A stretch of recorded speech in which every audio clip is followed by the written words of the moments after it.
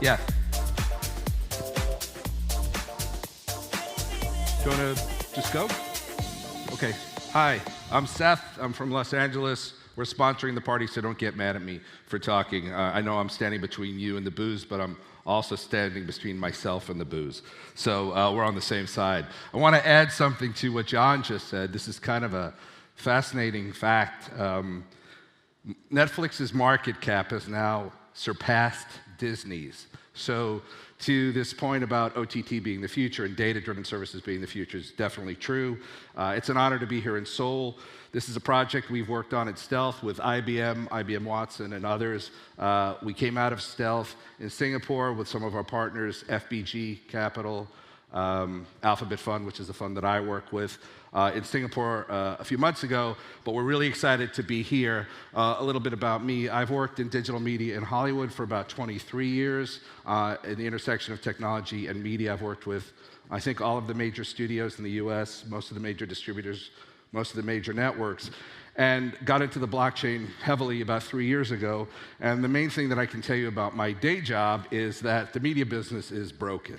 And that sounds like a bad thing, but in a way it's a really good thing because it's not the first time. Every era of media has started off with this incredible explosion of enthusiasm and great stuff for customers, and then we hit this frustration point and technology breaks us out of it. So really quickly, in the first era, we had broadcast technology that brought video into people's homes for the first time, and that was amazing, and everybody loved it. But then they got frustrated because there weren't a lot of choices. So along came a series of entrepreneurs in cable and satellite, and against everybody's better judgment, who thought these people were insane, they completely revolutionized the media business and opened up hundreds and hundreds of new networks. And that was great. But then it turned out you still had to sit in front of a big TV in your living room, and that kind of sucked. So we entered the third era, and this was sort of concomitant with the fact that all this video exploded on the internet. And we went into the third era, which I call the broadband era of content, where we have Netflix, Hulu, YouTube, etc. And that's really about anywhere, anytime, on any device. And that seems really great, but having worked with most of the companies that are largest in this space, there are a lot of problems, and you guys are smart enough to know what they are. Cable, for example, now sells hundreds and hundreds of networks to people who watch 15 of them. It's a completely inefficient model. That's why an entire generation doesn't want to pay for cable anymore. And no matter where you go in the world, this is true. YouTube seems like it's great, but we work with a lot of influencers. On my team, we have some of the leading agents for influencers because influencer marketing and creator content on YouTube is exploding.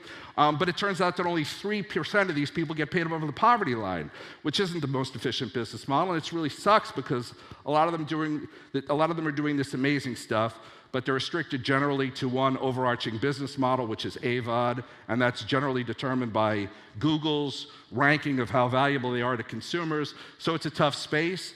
The news television news used to be an incredibly efficient mechanism, but it's been surpassed in speed and agility and kind of targeting by all sorts of media. And now we have the notion of fake news and this sort of centralization where one story from one central media company flows down to all the local news stories, and the stories aren't even written locally. So news doesn't work. So just to put a kind of a pin on it, we have all these broken systems. Piracy is rampant because media is often driven by kind of legacy infrastructure, so it's totally susceptible to BitTorrent. Studios live in literal fear, and I can tell you they live in literal fear that the movie is going to leak before opening weekend, and hundreds of millions, billions of dollars of value are just going to go out the window. Talent feels like it's underpaid. Executives feel like they're overpaying. And meanwhile, as an audience, we kind of feel like we're hearing the same stories over and over and over. And the central problem there is that we're entering a phase where we need a new technology solution.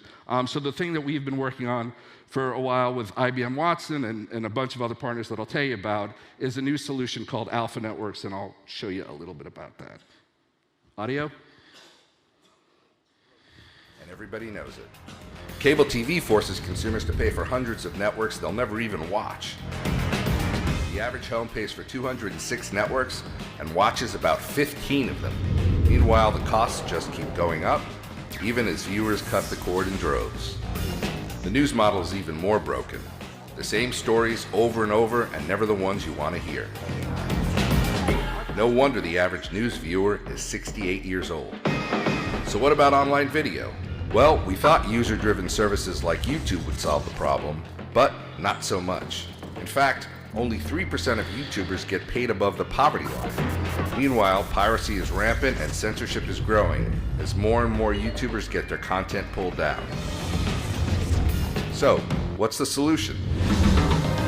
Alpha Networks is a team of experts for media, technology, and blockchain. We're taking the best aspects of the media business, great programming and new voices, and rebuilding them on the blockchain. Real stories, fair economics, and increased transparency. We're building the future of media with the best partners, including IBM Cloud Video, Watson AI, and Radical Media, with more on the way. So we edited this for time, but and I'll talk about this more at the party if you want to, but what we did was design a specific tokenomic infrastructure that dealt with the economics of all three of these: subscribers, content creators, and advertisers.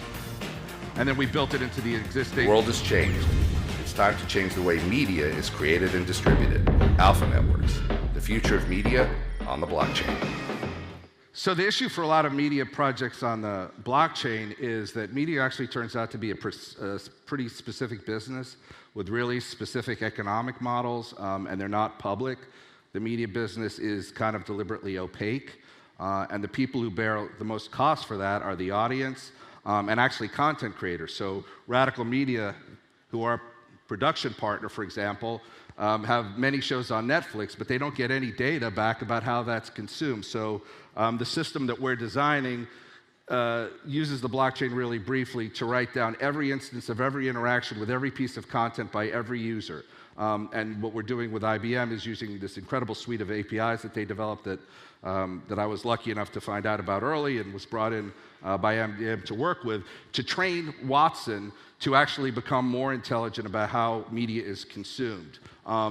So there's an amazing case study with this that my friends at Fox Sports did, where they fed the entire historical database of FIFA clips into Watson, and now Watson cuts, you say Cristiano Ronaldo 2006, and Watson cuts a better highlight reel than any of the editors at Fox can do.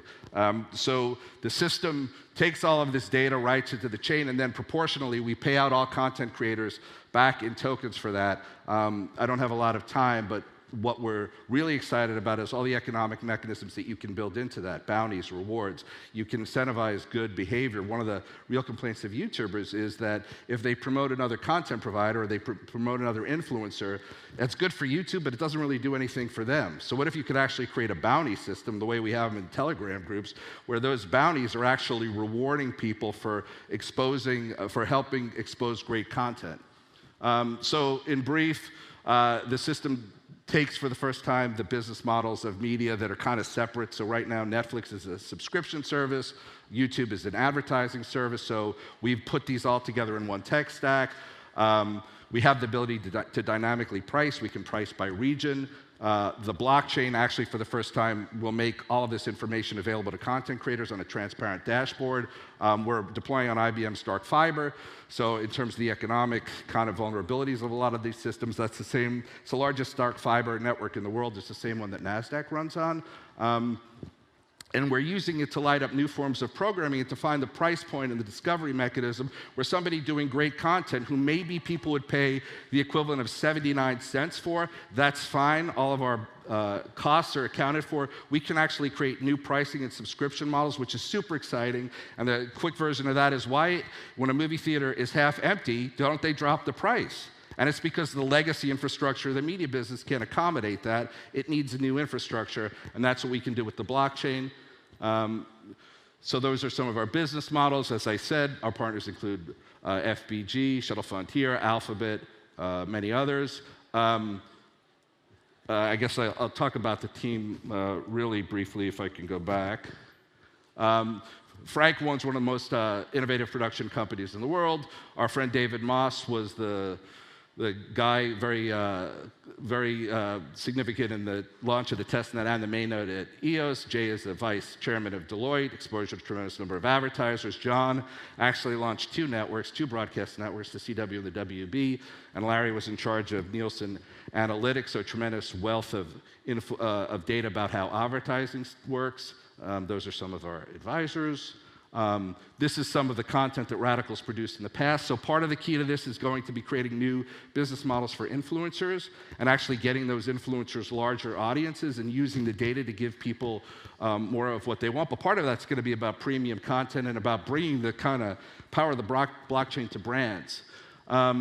So that's kind of what we're doing. We'll probably be coming back to Korea a lot. Part of the excitement for us is Korea, as you know, is an incredibly productive content community. And I guess the last thing I would say is technology platforms kind of come and go in media, and that you can posit all sorts of incredible algorithms and mechanisms.